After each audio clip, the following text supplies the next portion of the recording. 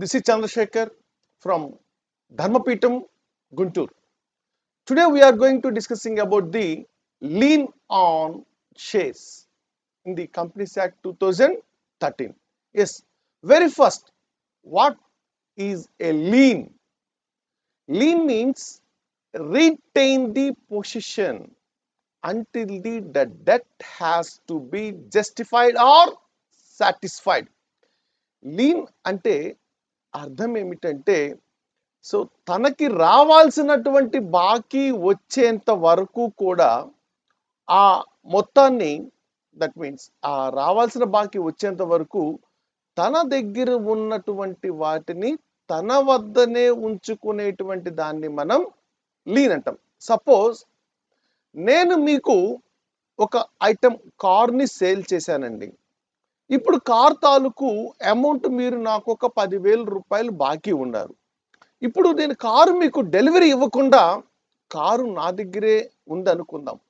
నేను ఇప్పుడు ఏ రైట్ని ఎక్సర్సైజ్ చేయొచ్చు అంటే I can exercise my lean right. అంటే హియర్ సో మీరు నాకు ఇవ్వాల్సిన 10,000 రూపాయలు ఇచ్చేంత వరకు నేను మీకు అమ్మిన కారుని అంటే మీరు సొంతం చేసుకోబోయే కారుని నేను మీకు ఇవ్వను అని చెప్పి సో తిరస్కరించే అధికారాన్ని మనం ఇక్కడ లీన్ అని చెప్తాం ఇన్ కామన్ లాంగ్వేజ్. మరి లీన్ ఆన్ షేర్స్ అంటే ఏంటి? Yes we will see nature and scope of lien on shares.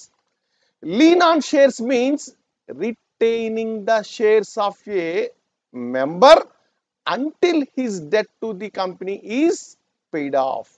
Please remind that. ఒకసారి గుర్తుపెట్టుకోండి. So lean on shares means lean on shares అంటే అర్థం ఏంటంటే retain the shares. Retain RETAIN retain అంటే so ఉన్న వాటిని తన దగ్గర ఉన్న వాటిని తనే ఉంచేసుకోవటాన్ని అంటే దాన్ని మనం రిటైన్ అంటాం. సో ఏం రిటైన్ చేస్తుంది కంపెనీ ఇక్కడ? Retain the shares. ఎవరివవి? Of a member. ఎందుకు తన దగ్గరే ఉంచుకుంటుంది company?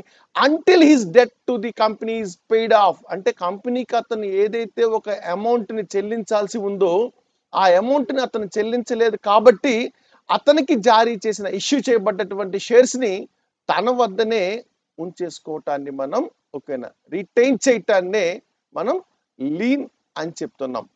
So lean on shares can be claimed as a matter of right. ఇదేమి మనం కోర్టుకు వెళ్ళి లీగల్ గా ప్రొసీడ్ అయ్యి ఆ జడ్జిమెంట్ వచ్చిన తర్వాత ఎగ్జిక్యూట్ చేసిన తర్వాత క్లెయిమ్ చేసిన రైట్ కాదండి. It's a matter of right. మీరు మాకు డబ్బులు కట్టలేదు కాబట్టి మీ షేర్లు మేము మీకు ఇవ్వటం లేదు అని సో సైమల్టేనియస్ గా అది క్లెయిమ్ చేసినటువంటి right. That's why it is a matter of right. Lien on shares can be claimed as a matter of right. It is an equitable charge on the company over the shares. So ఈ lien right ని exercise చేయటం అనేది ఎలా compare చేస్తున్నాం ఇక్కడ మనం? It is an equitable charge of the company over the shares. The Companies Act is silent on the right of lien on shares. కంపెనీల చట్టంలో మీరు ఏ ప్రొవిజన్ లో ఏ సెక్షన్ లో చెప్పబడిందని చెక్ చేస్తే you cannot find that. Company చట్టం ఏం చెప్పలేదు lean గురించి. However the articles of a company May provide that the company shall have a right of lien on the shares of the member for same debt. However, the articles of a company అంటే కంపెనీకి సంబంధించినటువంటి ముఖ్యమైన పత్రాలు మనం ఏం చెప్పాం? What are the key documents to establish or incorporate a company? So those are the first one is memorandum and another one is articles of association. ఇలా కంపెనీకి సంబంధించి మనం రాజ్యాంగ భావించేటువంటి ఆ పత్రాలు ఏవైతే ఉంటాయో అంటే ఇంటర్నల్ మేనేజ్మెంట్ కంపెనీ ఎలా రన్ అవ్వాలి, కంపెనీ ప్రమోటర్స్ ఎవరు, డైరెక్టర్స్ ఎవరు, కైండ్ ఆఫ్ బిజినెస్ ఏంటి, దాని ఆబ్జెక్ట్ ఏంటి, ఇవన్నీ కూడా ఈ డాక్యుమెంట్స్ లో ఉంటాయి. సో కంపెనీ ఆడిటర్ ఎవరు, కంపెనీ బ్యాంకర్ ఎవరు, కంపెనీ ఫైనాన్సర్ ఎవరు, కంపెనీ చేసే టర్న్ ఓవర్ ఏంటి, సర్వీసా లేకపోతే ప్రొడక్షనా, ఇట్లాంటి పర్టికులర్స్, డివిడెండ్ ఎంత ఇవ్వాలి, కంపెనీ వైండప్ చేసే ప్రొసీజర్ ఏంటి, ఇవన్నీ కూడా మనకి ఆర్టికల్స్ ఆఫ్ అసోసియేషన్ లో ఉంటాయి అన్నమాట. సో అలా ఆ ఆర్టికల్స్ ఆఫ్ ఏ కంపెనీ ఓకేనా may provide that the company shall have a right of lien on the shares of the member for the debt. So company సభ్యుడు కనుక ఆ షేర్స్కి సంబంధించిన అమౌంట్ డ్యూ చేయని పక్షంలో పే చేయలేకపోతే డిఫాల్ట్ అయినట్లయితే అందుకు గాను ఈ కంపెనీ సదరు ఆ వ్యక్తికి మెంబర్కి అలాట్ చేయబడ్డటువంటి షేర్స్ని దాన్ని ఓకేనా లీన్ తన వద్ద ఉంచుకునే హక్కుని ఎక్సర్సైజ్ చేస్తుంది which may be due from such member to the company. అది ఎలాంటిదంటే సో ఆ లీన్ రేట్ ఎక్సర్సైజ్ చేసేటప్పుడు ఖచ్చితంగా ఆ మెంబర్కి సంబంధించిన డ్యూ అంటే ఇతర బాకీలు మిగతా అప్పుల కోసం కాదు. సో కంపెనీ తనకి రావాల్సినటువంటి ఆ అలాట్ చేసిన షేర్స్ తాలూకు అమౌంట్ ఇంకా ఆ మెంబర్ పే చేయకుండా డ్యూ పెట్టినట్లయితే ఆ అవుట్ స్టాండింగ్ అమౌంట్ కోసమే డ్యూ అమౌంట్ కోసం మాత్రమే సో కంపెనీ షేర్స్ ని లీన్ రైట్ ని ఎక్సర్సైజ్ చేస్తుంది అనమాట. Thus a company has first and paramount lien on shares for amount payable on the shares or for any amounts due from any shareholder or his estate to the company. కంపెనీకి సంబంధించి ఇంకేదైనా ఆస్తులు అతనికి ఉన్నప్పటికీ కంపెనీలు we're talking regarding that company. So అలాగే so కంపెనీకి సంబంధించి అతను చెల్లించాల్సిన మొత్తం ఇంకేదన్నా ఉన్నట్లయితే వాటిని ఆస్తుల్ని సైతం లీన్ చేసే రైట్ ఉంటుంది. Right to lien is also applicable to all dividends payable and the assets received by the share holder upon winding up. ఒకటి కంపెనీకి అతను షేర్లు పర్చేజ్ చేసిన తర్వాత కంపెనీ దగ్గర నుంచి పర్చేజ్ చేశాడే కానీ ఫుల్ అమౌంట్ పెయిడప్ చేయకపోయినట్లయితే ఆ ఫుల్లీ పెయిడప్ కాలేదు కాబట్టి ఆ షేర్లకి సంబంధించిన డ్యూ అమౌంట్ని క్లియర్ అయ్యే వరకు కొన్ని సందర్భాల్లో ఈ మధ్య కాలంలోనే కంపెనీ ప్రాఫిట్స్ని సంపాదించేసి ఈ మధ్య కాలంలోనే ఆ కంపెనీ కనుక సో అతనికి లాభాల రూపంలో డివిడెండ్స్గా పంచుతున్నట్లయితే డిస్ట్రిబ్యూట్ చేస్తున్నట్లయితే ఆ డివిడెండ్స్ కూడా అతనికి ఇవ్వకుండా తన షేర్స్కి అలాట్ అయిన డివిడెండ్ని కూడా ప్రాఫిట్ని కూడా లీన్ రైట్ అప్లికబుల్ చేసేటువంటి అవకాశం ఉంటుందన్నమాట. Right to lien is also applicable to all dividends payable and the assets received by the share holders upon the winding up. మరి ఇదేంటి షేర్ హోల్డర్ వీడు పెట్టుబడి పెట్టాడు ఇంకా అప్పులే తీర్చలేదు కంపెనీకి కట్టాల్సిన డబ్బులే కట్టలేదు షేర్స్ తాలూకు మరి అసెట్స్ ఏంటి అంటున్నారా?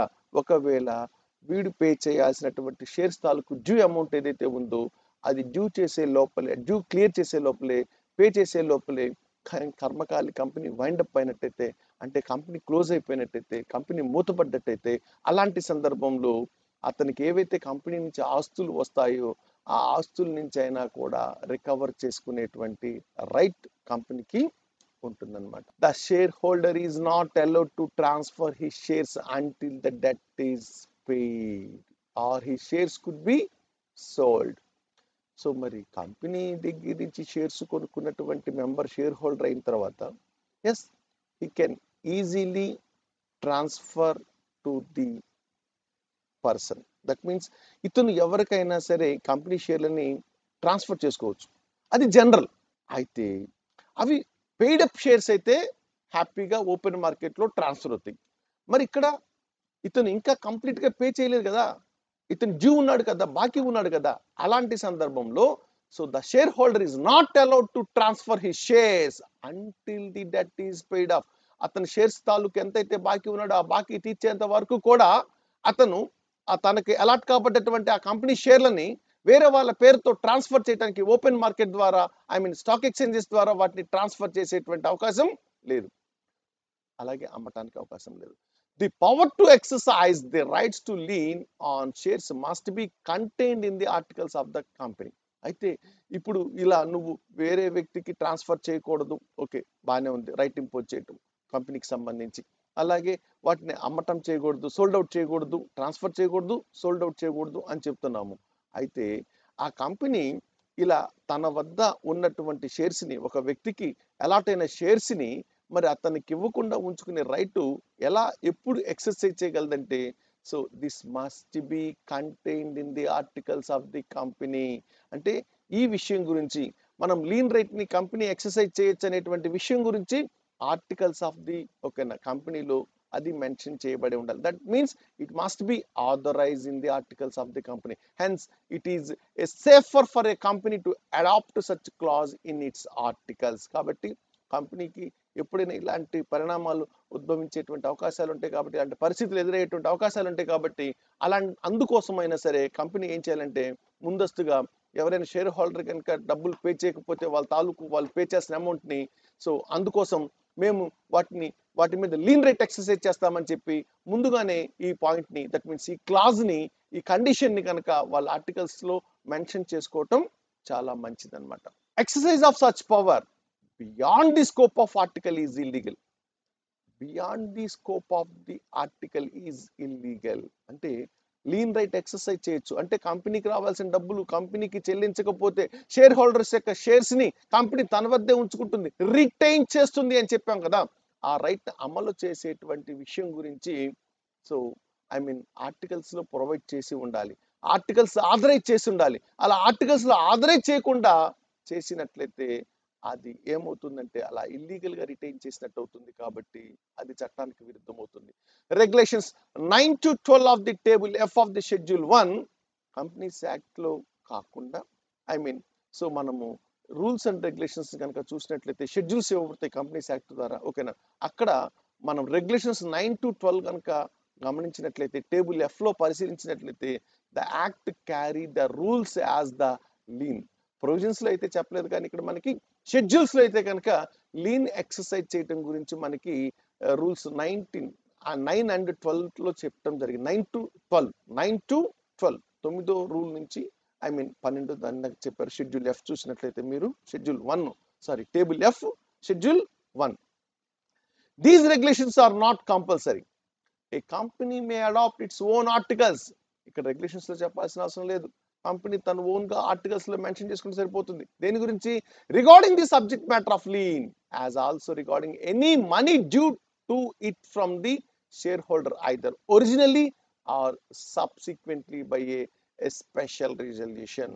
సో కంపెనీకి రావాల్సినటువంటి డబ్బులు షేర్ హోల్డర్ దగ్గర నుంచి వాస్తవంగా రావాల్సినైనా లేకపోతే సబ్సిక్వెంట్ గా తదనంతర కాలంలో ఏదైనా ఒక ప్రత్యేక తీర్మానం చేయటం ద్వారా అయినా సరే రావాల్సినటువంటి అమౌంట్ని అది తీసుకోవటం కోసం, వసూలు చేసుకోవటం కోసము దాన్ని ఒక సబ్జెక్ట్ మ్యాటర్ గా అదే ఎక్సర్సైజ్ చేయొచ్చు అనమాట. Restrictions on lien on shares.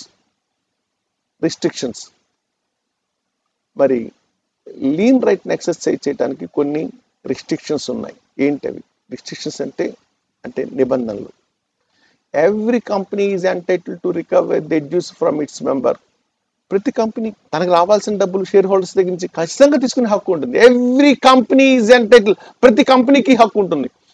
Entitled to recover they dues from its member. సభ్యుల నుంచి ఖచ్చితంగా తనకి కంపెనీకి రావాల్సిన ఆ క్యాపిటల్ కి సంబంధించిన అమౌంట్ ఏదైతే ఉందో షేర్ హోల్డర్స్ పే చేస్తుందని తీసుకునే హక్కు ప్రతి కంపెనీకి ఉంటుంది.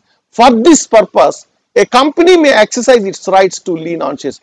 అందుకోసమే అది ఒక హక్కు కాబట్టి ఆ అవసరం కోసం కంపెనీ ఏం చేయొచ్చు అంటే తను జారీ చేసినటువంటి షేర్ల మీద ఆ లీన్ రైట్ ని ఒకవేళ అవుట్ స్టాండింగ్ ఉన్నట్టయితే, బాకీ ఉన్నట్టయితే మెంబరు అది పే చేయకపోతే వాటి మీద లీన్ రైట్ ని ఎక్సర్సైజ్ చేయొచ్చు, అమలు చేయొచ్చు. However a company cannot enforce this right by forfeiture of shares because they are invalid due to the following reasons.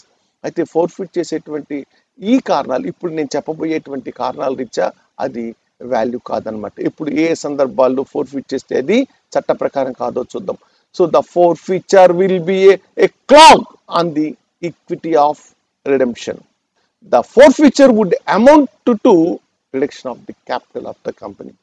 ఫోర్ఫీచర్ వలన ఏంటంటే కంపెనీ ఆ మెంబర్ పే చేయకపోవటం వలన అమౌంట్ ని తన షేర్ల తాలూకు ఇప్పుడు కంపెనీ ఫోర్ఫిట్ చేసినట్లయితే అంటే ఆ షేర్ హోల్డర్ యొక్క షేర్స్ ని కంపెనీ జప్తు చేసుకున్నట్లయితే అంటే షేర్ హోల్డర్ తగ్గిపోయాడు, వాడి నేమ్ స్ట్రైక్ ఆఫ్ చేసేస్తాం కదా, మరి వాడి యొక్క షేర్లు అమౌంట్ ఏదైతే ఉందో అది మనకి వచ్చి ఉండలేదు. కాబట్టి ఇక్కడ కంపెనీకి ఏమవుతుంది, ఆ షేర్స్ ని ఫోర్ఫిట్ చేయడం కారణంగా ఆ కంపెనీకి సంబంధించినటువంటి క్యాపిటల్ అమౌంట్ అనేది రెడ్యూస్ అవుతుంది. ఇట్ కెన్ బి రిడక్షన్, తగ్గిపోవటం జరుగుతుంది అనమాట. Effect of death on right to lean. ఒకవేళ షేర్ హోల్డర్ కనుక చనిపోయినట్లయితే ఆ చనిపోయిన షేర్ హోల్డర్ యొక్క షేర్స్ ని కంపెనీ రిటైన్ చేయొచ్చా అంటే అలాంటి డెత్ అయినటువంటి షేర్ హోల్డర్ యొక్క షేర్స్ మీద కంపెనీ లీన్ రైట్ ఎక్సర్సైజ్ చేయొచ్చా, అమలు చేయొచ్చా. The death of the share holder does not effect the right to lean. Of the company on the shares held by him. So ఒకవేళ సభ్యుడు చనిపోయినప్పటికీ కూడా అయినప్పటికీ అతని వారసులకి ఆ వాటాలను జారీ చేయకుండా, దట్ మీన్స్ ఇచ్చేయకుండా ఆ షేర్స్ని ఆ కంపెనీ తను ఉంచేసుకునేటువంటి అధికారం తనకి ఉంటుంది. సో ఇదే విషయాన్ని మనకి ఒక కేసు లాలో చెప్పడం జరిగింది. Ellen versus gold reels of west Africa limited company 19th century, that means 1900 year. So ఈ కేసులో చెప్పడం జరిగింది Ellen versus gold reels of west Africa limited case 1900. It has been held that the right of lien continues even after the death of the shareholder of the company. So ఈ కేసులో మనకి ఒక member చనిపోయినప్పటికీ కూడా అతను out standing కనుక ఉన్నట్లయితే, తన shares తాలూకు అమౌంట్ డ్యూ పెట్టినట్లయితే, అందువలన ఆ చనిపోయిన సభ్యుడి యొక్క షేర్స్ని కూడా ఆ కంపెనీ లీన్ రైట్ని ఎక్సర్సైజ్ చేయొచ్చు అని చెప్పి మనకి ఈ కేసు ద్వారా Ellen versus gold reels of west Africa limited case ద్వారా మనకి అర్థమవుతుంది. మరి right to lean and limitation. ఈ కంపెనీ ఏదైతే అవుట్ స్టాండింగ్ అమౌంట్ కోసం షేర్ హోల్డర్స్ దగ్గర నుంచి రైట్స్ని ఆ షేర్స్ మీద లీన్ రేట్ ఎక్సెస్ చేస్తుందో ఆ హక్కుకి పరిమితులు ఏమన్నా ఉన్నాయా?